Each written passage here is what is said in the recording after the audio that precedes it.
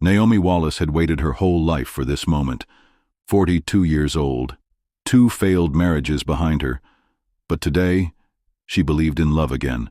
A beautiful spring afternoon, a dress her little sister helped her pick, and a man who made her believe the worst was over. Elijah Green, ex-military, warm smile, gentle eyes. He told her he'd never lie to her, never hurt her. He promised he was different, that he knew what loss felt like, and would never be the one to cause it again. Naomi believed him, she believed in them, until she opened the door to his hotel suite, expecting to see her future husband. Maybe a nervous smile, maybe a note he wrote just for her. Instead, she saw him with her sister, Sierra, her protector as a child, her rival as a woman, the 2 people she trusted most, together, wrapped around each other like Naomi never existed. She didn't scream, she didn't cry.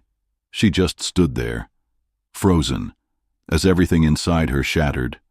And within 24 hours, one of them would be dead. She thought she was walking into forever.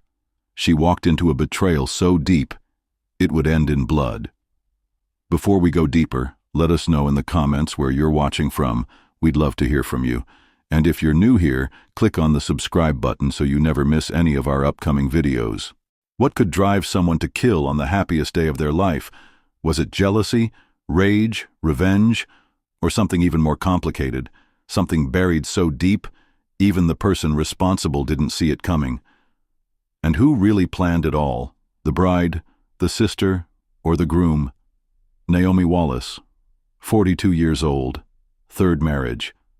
A woman who had every reason to give up on love, but didn't.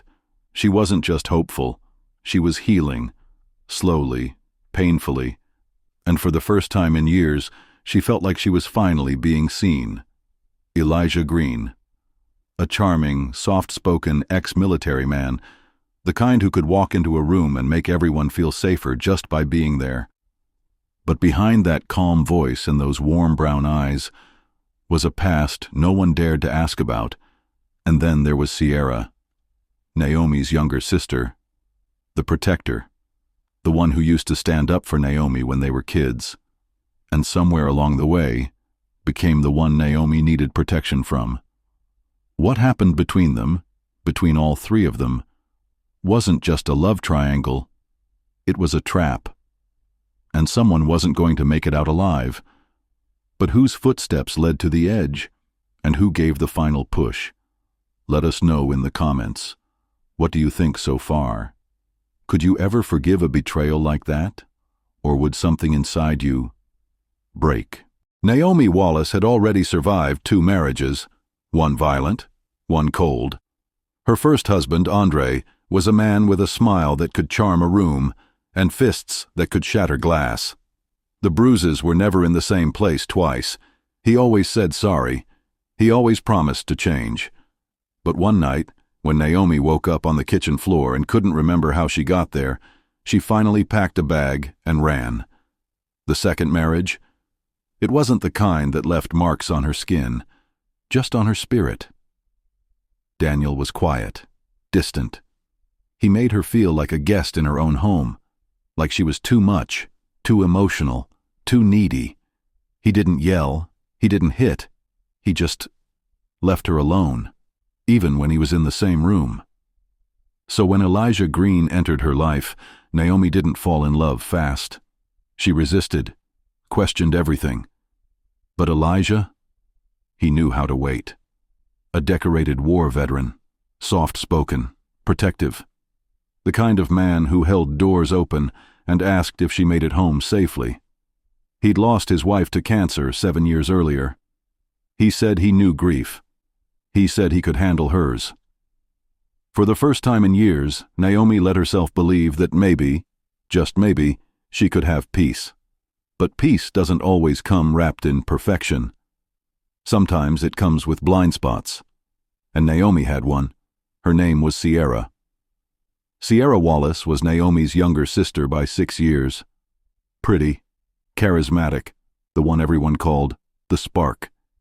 Even as kids, Sierra had a way of making people turn their heads, teachers, boys, even Naomi's own friends. Naomi was the studious one, the cautious one. Sierra was the one who got away with everything and made it look easy. And though they'd been close growing up, adulthood brought its own cracks: jealousy, resentment, silent competition. Naomi had never spoken about it out loud, but she hadn't forgotten the time she caught Sierra texting one of her exes late at night. "I was just checking in on him," Sierra said. Naomi let it go. She always did. And Elijah, he wasn't without his own red flags. Once, Naomi overheard him on a phone call, laughing about a name she didn't recognize. When she asked, he brushed it off. "Just a misunderstanding," he said. She believed him, because believing meant she didn't have to start over again. But hindsight is cruel, and the truth doesn't stay hidden forever, and maybe if Naomi had looked just a little harder, she would have seen the signs. Sierra posting pictures on Instagram in Naomi's wedding dress. "It's just for fun," she laughed. Elijah liking the photos, Naomi telling herself not to overthink it. But some things aren't just for fun. Let me ask you this: how many times have you ignored your gut just to keep the peace?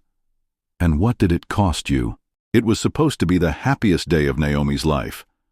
Her hair was pinned up just the way she liked it. A soft lace veil brushed against her shoulders, and for the first time in years, she felt beautiful without trying to be. The sun poured into the bridal suite. Laughter, hairspray, lipstick being passed between friends, the kind of morning little girls dream about. Naomi was anxious, but hopeful. She kept glancing at her phone, waiting for a text from Elijah. He'd sent her a voice message the night before. "Tomorrow's the beginning of everything, babe. I'm so lucky it's you." But something felt off. Sierra was acting strange. She showed up late to the suite with sunglasses on indoors, claimed she had a headache, barely spoke. When Naomi asked if she was okay, she gave a weak smile and said, "Just wedding nerves." But Naomi could feel it. Something was brewing beneath the surface. Still, she brushed it off. She always did. An hour before the ceremony, Naomi realized she'd forgotten her bracelet. Her late mother's gift. Something borrowed, something old. It was everything to her. The bracelet had been left in Elijah's hotel room the night before, when they were laying out things for the photographer. Naomi told Sierra she'd be right back. She didn't want to send anyone else. It was only a quick walk down the hall. The hallway was quiet, carpeted. She could hear her own heartbeat. She didn't knock. Elijah had said he'd leave the door unlocked for the groomsmen, and maybe if she had paused, maybe if she had knocked just once, but she turned the handle, and there he was, Elijah, on the edge of the hotel bed, his hands around Sierra's waist, her head tilted back, her dress barely on. Naomi didn't move. She couldn't. The world went quiet. So quiet it hurt, like her ears were ringing, like time had slowed down and then collapsed in on itself. Elijah saw her. He didn't stop right away. Neither did Sierra. And in that second, that awful second, everything Naomi believed about love, about trust, about family, fell apart. She turned, walked out of the room, and no one saw her again for nearly 2 hours. The next 2 hours, missing. No bridesmaids saw her, no cameras caught her. She left her phone behind, and no one, not even Sierra, knew where she went. But what police would find later would shock even the most seasoned detectives. By 3:45 p.m., guests were seated, violins were playing, and the minister was waiting at the altar. But the bride was nowhere to be found. At first, no one panicked. Late brides weren't unusual. A wardrobe hiccup, a makeup fix, cold feet maybe. But 10 minutes became 20, then an hour. And that's when the whispers began. The groom was tense, sweating, pacing. Sierra, also gone. She had stepped out saying she needed air, never came back. By the time the wedding was officially called off, Naomi's best friend had already contacted the police. And before midnight, Elijah Green was found dead, lying face down in the honeymoon suite, Blood soaked into the ivory sheets, multiple stab wounds, no sign of forced entry. There were no signs of a robbery, nothing stolen, just rage. At 1:13 a.m., Naomi walked back into the venue, soaked to the bone, hair matted to her skin, scratches down her arms, dirt under her nails, dress torn at the hem. She didn't ask for help, didn't ask for a lawyer. She sat down on the marble floor, looked up at the responding officer and said, "He got what he deserved." Hours later, Sierra was found at a roadside motel 30 minutes away, still in the same dress from earlier, still shaking. She told detectives, "Naomi snapped. She tried to kill me too. I only ran because I didn't know what she'd do next." The police weren't sure who to believe, but the deeper they dug, the murkier it got. Elijah, it turned out, wasn't the clean-cut hero Naomi believed him to be. He had 2 restraining orders from previous relationships, and while he told Naomi those women were unstable and jealous, court documents told another story: aggression, control, violent outbursts, not just PTSD. Sierra's past wasn't spotless either. Bank records showed she'd bought a burner phone 3 weeks before the wedding. Who she was texting on it? Still unclear, but it raised eyebrows. Why would a maid of honor need to hide her messages? Then came Naomi's journal, tucked deep in a suitcase, small, leather-bound. At first, just entries about love and disappointment, but then it got darker. Lines scribbled at 2 a.m. "Some betrayals feel like murder," and "If they ever crossed that line, I'd make sure they never crossed another."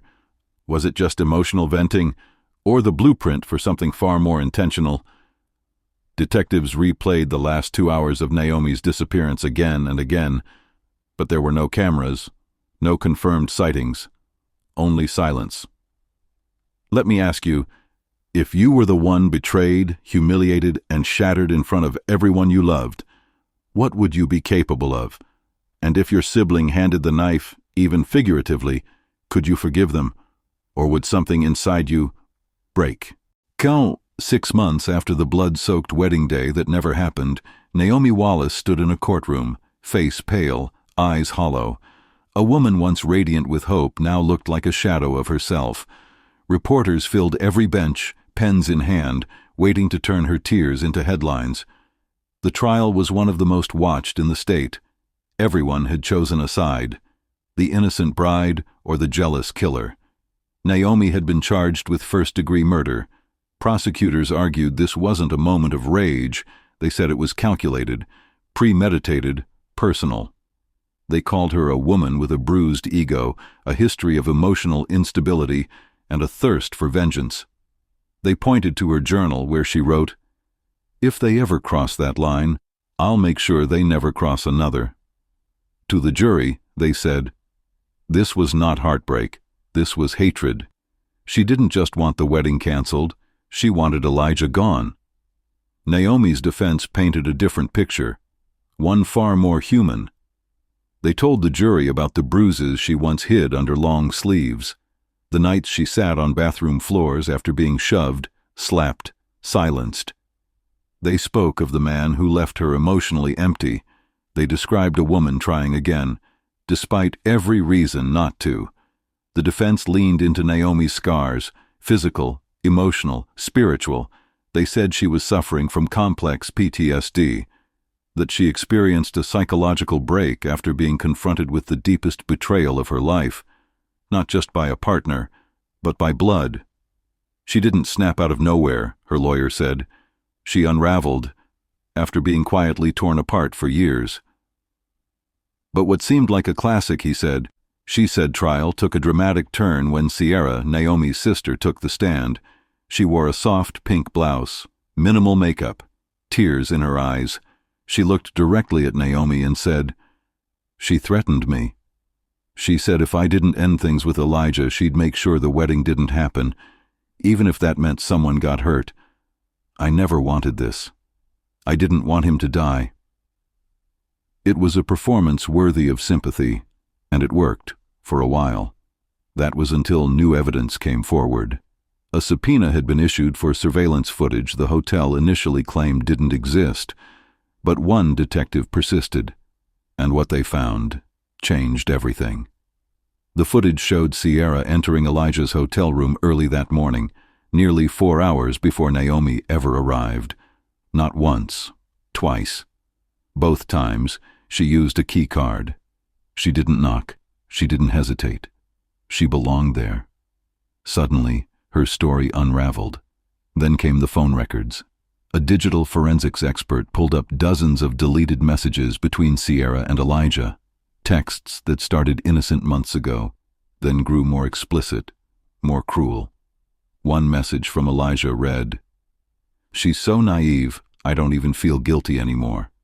Another from Sierra said, "Let her wear the dress. Let her believe it. She always believed lies easier than the truth." But the most damning piece?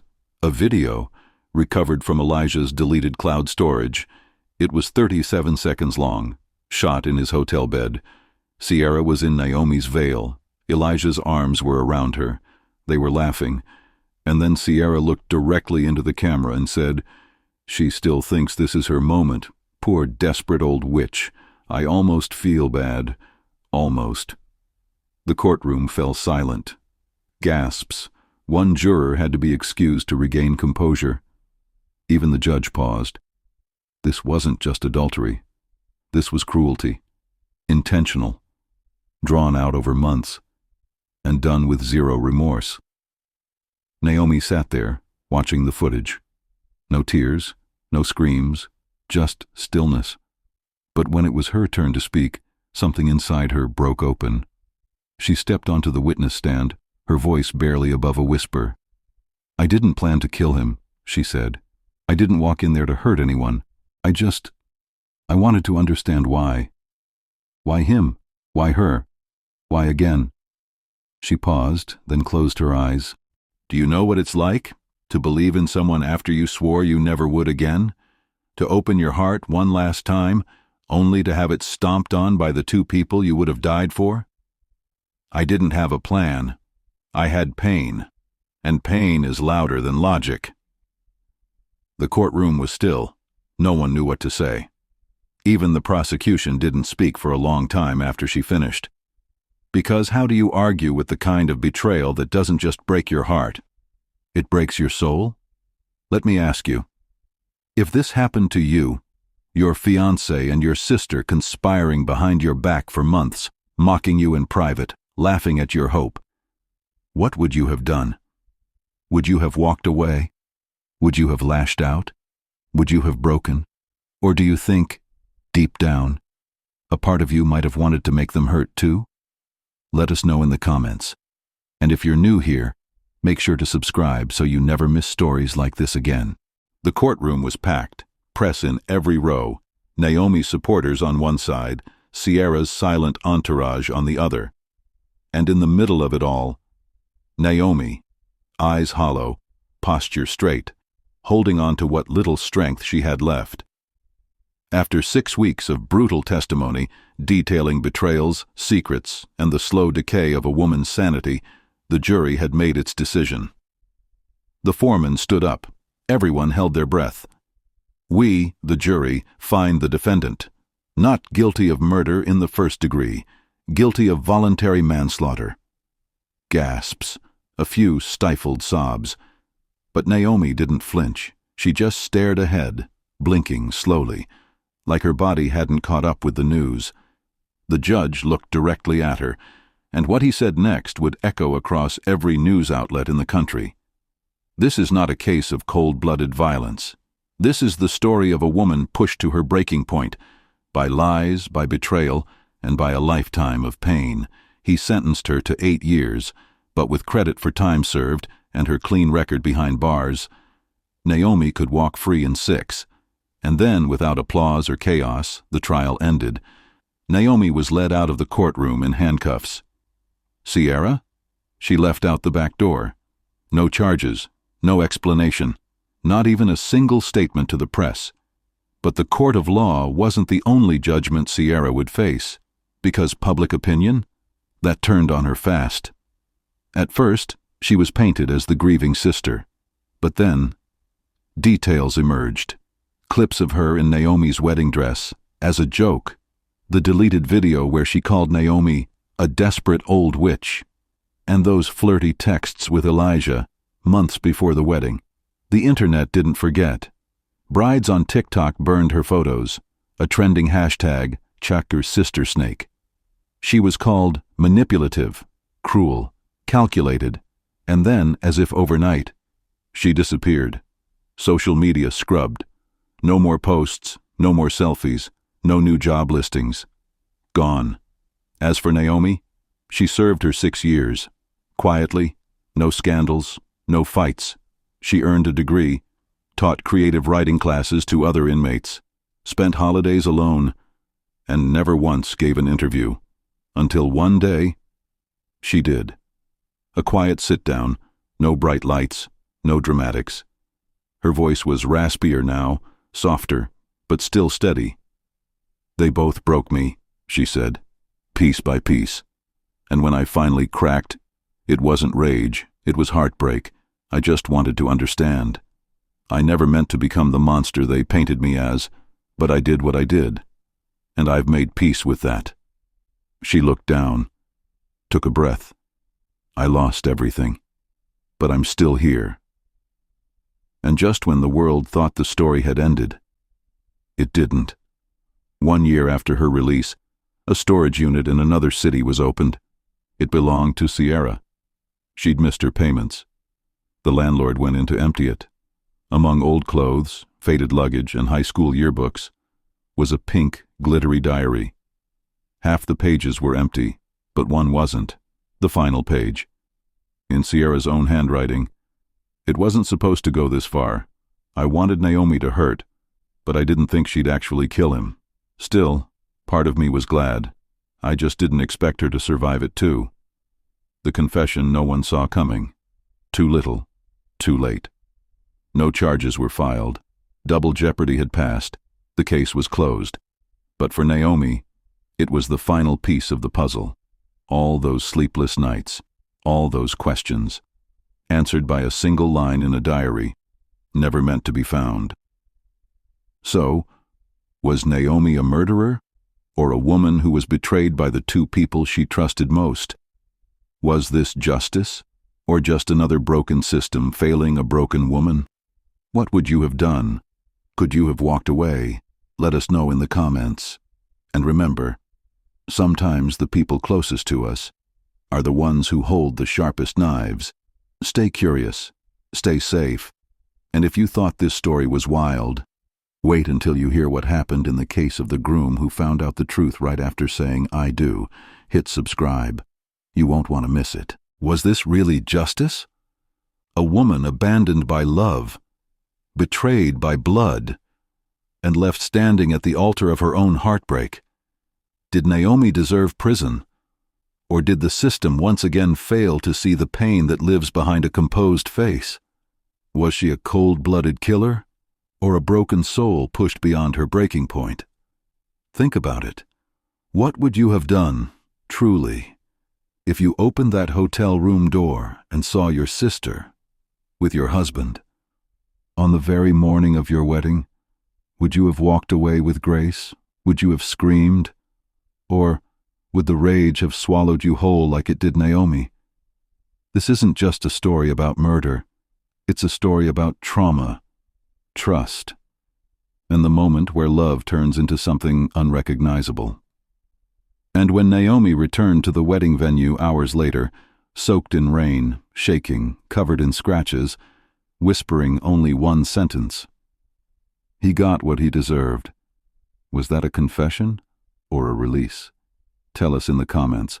Was Naomi a victim, a villain, or something in between? And what about Sierra, the sister who once protected Naomi from bullies, but may have orchestrated the most brutal betrayal of all? She walked free. But at what cost? Her social media vanished. Her name became a curse whispered in true crime forums, and just 1 year after Naomi's release, her private diary surfaced, holding a confession that changed everything again. What do you believe? Did Naomi finally find peace? Did Sierra ever feel remorse? Or was everyone in this story just playing a role in a tragedy that was always meant to happen? Let us know what you would have done, not the polite answer, but the real one. We're reading every comment, because stories like this aren't just entertainment. They're reflections of what we're all capable of when the people we love push us too far. And if this story shook you, you won't believe what's coming next. A groom, a bride, and the best man, caught together just hours after the vows. And the groom? He didn't cry. He didn't scream. He had a plan, and it ended in blood. Hit subscribe now. Because you think this story was dark? Just wait. The next one will leave you questioning everything.